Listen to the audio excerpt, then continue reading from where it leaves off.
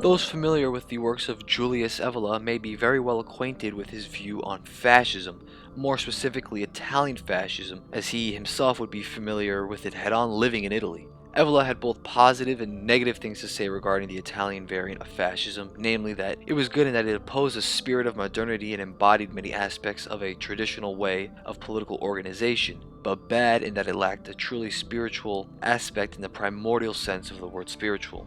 Evola's main issue would have been the lack of religiosity united to the fascist state. However, many are not familiar with what he had to say about the Spanish variant of fascism, what one would call Falangism. In this video, we're going to take a look at an article titled "What is Spanish Falangism?" published in 1937, translated into English by the website Countercurrents. With the phases of the Spanish Civil War are followed by all with keen interest. Less attention is paid to the exact ideas that inspired the revolt of the Spanish national forces against communism, perhaps because many believe that the positive ideological phase in revolutions always develops at a later date. We are not of this opinion. We believe that the best soldier is one who fights with a precise knowledge of his cause, and that ideas, even if they are only limited or vaguely grasped, more than clearly formulated, are the essential reality in every genuinely important historical upheaval.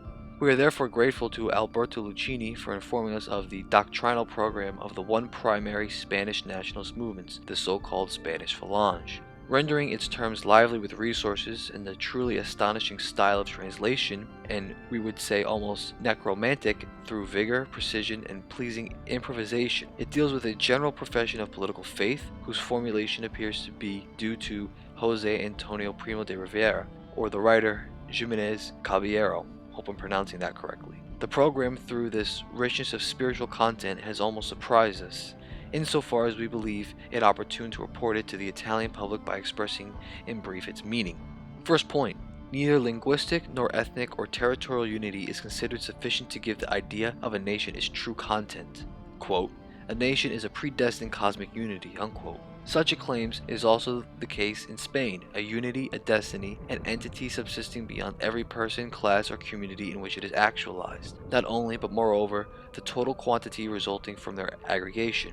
That is, it is about the spiritual and transcendent idea of the nation as opposed to every community, of the right or left, and every mechanism, a true entity of its perfect truth, a living and sovereign reality. Spain tends consequently towards its own definite destination. In this regard, they not only speak of, quote, "a return in full to worldwide spiritual cooperation," unquote, but also of a universal mission of Spain, of a creation by the solar unity that it represents, of a new world. This latter proposition, good intentions aside, remains a question mark. What can Spain today and even tomorrow say in regard to the universal idea is in fact unclear, but the reality is that here we have the effect of a precise logic. One cannot in fact assert spiritually that the idea of a nation without being instinctively brought to surpass its particularism, to conceive of it as a principle of supranational spiritual organization, with a value therefore of universality, even when it has little disposition to give concrete and effective form to such a need, and vice versa. Every particular restriction of a national idea is going always to accuse it of latent materialism and collectivism. Moving on to a more specifically political part of the program, the Falangists say no to the agnostic state, a passive spectator of national public life, or at most, a police officer in a grand style, otherwise known as the night watchman state. The state of all total and totalitarian, justifying itself, however, in this form, always with a reference to the ideal and perpetual notion of Spain, independent of any interest whatsoever, merely of class or party. So I think this right here is also part of a reason why Evola would be more sympathetic to Falangism than Italian fascism, because it rejects a notion of an agnostic or secular state. The eradication of parties and the associated parliament follows naturally from this view. But the Falangists, under the force of the secular traditions of their homeland, also seem to be on guard against those excesses of totalitarianism, which in their work of leveling and uniformizing threaten to make some nationalist tendencies despite everything similar to the nationalizations by Bolshevism. It is so that the Falangists insist on the necessity that organic human groups, alive and vital, articulate the true state and are its solid foundation. So they intend to defend the integrity of the family, the cell of the social unity, local autonomy, and the cell of territorial and finally corporate and professional unity, the cells of a new national organization of work and organs to overcome the class struggle. In the latter respect, adherence of the Falangists to the fascist corporate idea is complete. The union and corporate groups so far unable to participate in national public life will have to rise, knocking down the artificial barriers of parliament and political parties, with the direct organs of the state. The community of producers as an organic whole will be conceived of as totally co-interested and involved in the only and highest common enterprise, an enterprise in which the leadership must always be secured to the general national interest.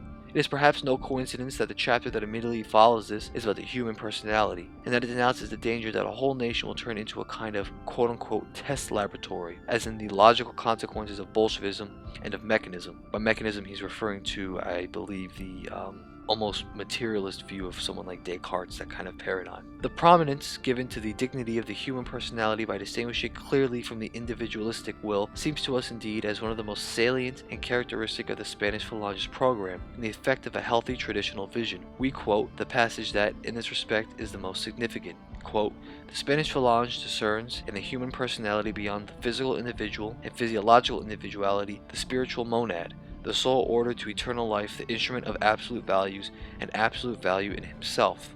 Hence, the justification of a fundamental respect for the dignity of the human spirit, for the wholeness of freedom of the person, freedom legitimized from above of a profound nature that no one can ever transpose into the freedom to conspire against civil society and to undermine its foundations. With this statement, one of the greatest dangers of the anti-Marxist counter-revolution is decisively overcome, the danger that is of infringing the spiritual values of the personality in the moment of rightfully striking the liberalistic and individualistic era in political and social life. With this premise, every materialistic interpretation of history is rejected by the Phalangists. Its spirit is conceived by them as a source of the truly decisive force. It is worth pointing out, and the profession of the Catholic faith is likewise natural. The Catholic interpretation of life is, historically speaking, the only one that is quote-unquote Spanish, and every work of national reconstruction must pertain to it. This will not mean a Spain which would once more have to submit to the interference, intrigues, and hegemony of ecclesiastical power, but a new Spain animated by the quote-unquote universal Catholic sense that already guides her. Against the alliance of an ocean of barbarism to the conquest of unknown continents, a Spain permeated by the religious forces of the spirit. So the Phalanges fight for these ideas as a volunteer warrior meant to conquer Spain for Spain. These are ideas that, in their general outlines, seem to us perfectly in order. They already present a precise aspect and may have the value of solid points of reference. If the Spanish national movement will really be penetrated by them, we have a double reason to sincerely wish them a complete, rapid, and decisive victory, not only for the negative anti-communist and anti-Bolshevik facet, but also for what, in its positive aspects, will be able to follow from it in the whole of a new hierarchical Europe, of a nation, and of a personality. So that concludes the article here. As I was saying before, I do think that Evola would be a lot more sympathetic to this variant of the third position due to the fact that it has a more religious character.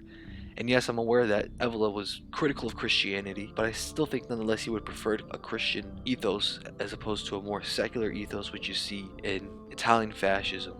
And yes, I know that there were religious Italian fascists, but when we're speaking of the core of the ideology, I don't think Catholicism at all really played as much as a role in Italian fascism as it did in Spanish Falangism.